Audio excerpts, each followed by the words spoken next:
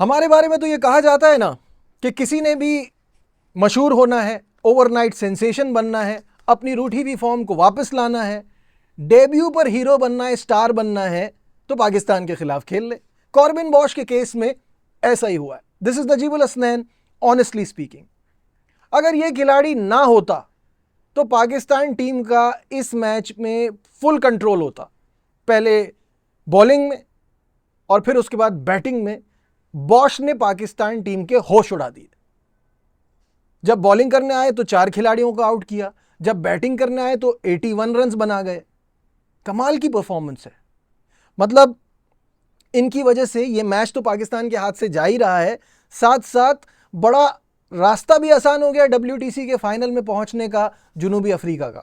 मतलब जब प्रोटियास की 210 पे 8 विकेटें गिरी थी, 9वें नंबर पे आए ये बैटिंग करने के लिए और आखिरी 2 विकेटों में 88 रन जोड़ दिए। 81 रन की नाकाबिले शिकस्त performance. His family must be really proud. और चाहिए क्या जनूबी अफ्रीका के लिए डेब्यू पर 4 विकेटें और निफ सेंचुरी बनाने वाले ये पहले खिलाड़ी बन गए। What an achievement. इनकी वजह से जनूबी अफ्रीका को 90 रन की लीड हासिल हुई। मैंने आपसे कल ही कहा था सेंचुरियन बड़ा ट्रिकी ग्राउंड है। यहाँ पे जो है वो 50, 60, 70 रन बहुत होते हैं। 90 की लीड उतारने के लिए तो सामने वाली टीम को बहुत ही अच्छा खेलना पड़ेगा। 301 रन बनाए ओवरऑल जनूबी अफ्रीका ने।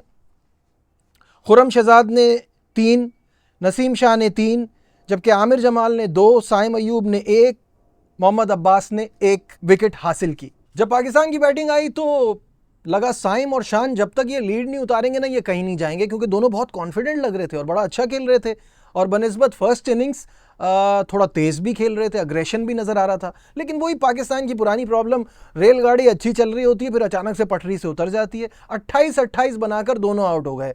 रबाडा और जेंसन ने इन दोनों की विकेटें हासिल की और जेंसन को एक और कामयाबी मिली जब उन्होंने कामरान गुलाम को आउट किया। मुझे ऐसा लगता है कि कामरान गुलाम का ना कोई ऑन एंड ऑफ का स्विच है, क्योंकि अच्छा खेलते खेलते अचानक से फिर बुरा खेलने लगेंगे।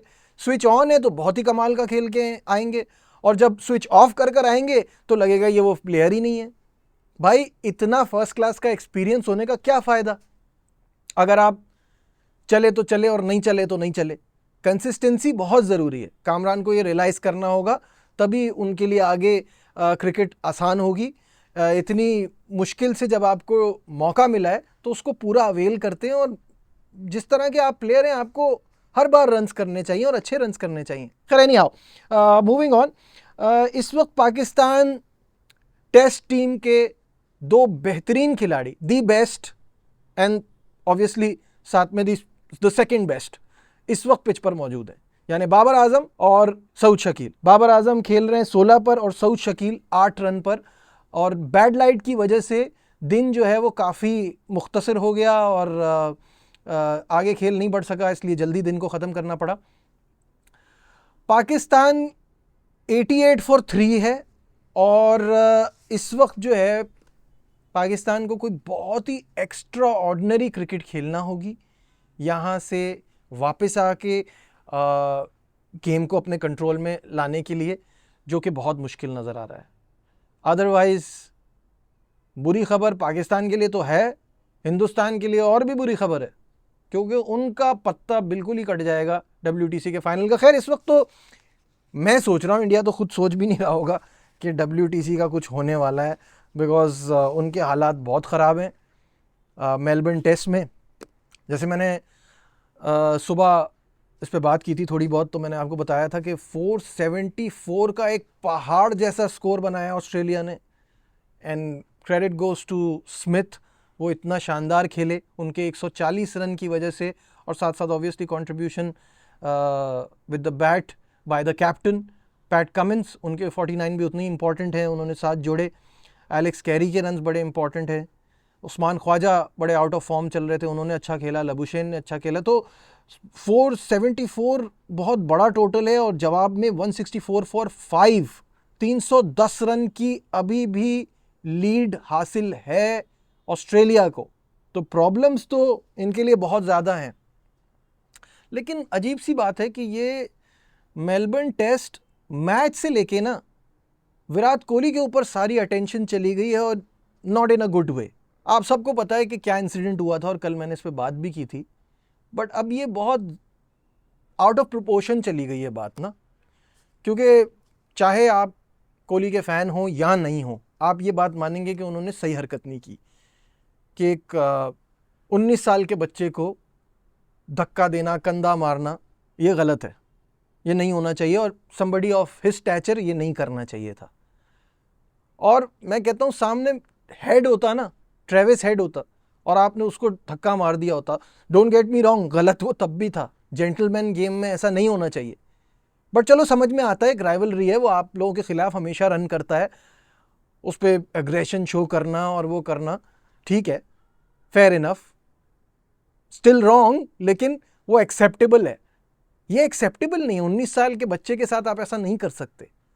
बट 20% मैच फाइन हो गया, एक डीमेरिट पॉइंट हो गया, बात को खत्म करना चाहिए। इसको आउट ऑफ प्रोपोर्शन लेके जाया जा रहा है और जो ऑस्ट्रेलियन मीडिया कर रहा है ना, वो तो बहुत ही नाइंसाफी है। स्क्रीन पर वो तस्वीर भी आ जाएगी। They are referring to king Kohli as clown Kohli. Indian media से मेरे बड़े इख्तिलाफात रहते हैं कि वो चीज़ों को बड़ा गलत पोर्ट्रे करते हैं, लेकिन यहाँ मैं उनके साथ हूँ, उन्होंने इसको कोहली की इंसल्ट कहा है और बिल्कुल सही है, ये कोहली की इंसल्ट है। एक इंसिडेंट को लेके आप किसी इंसान की इतनी परफॉर्मेंसेस को नहीं बुला सकते।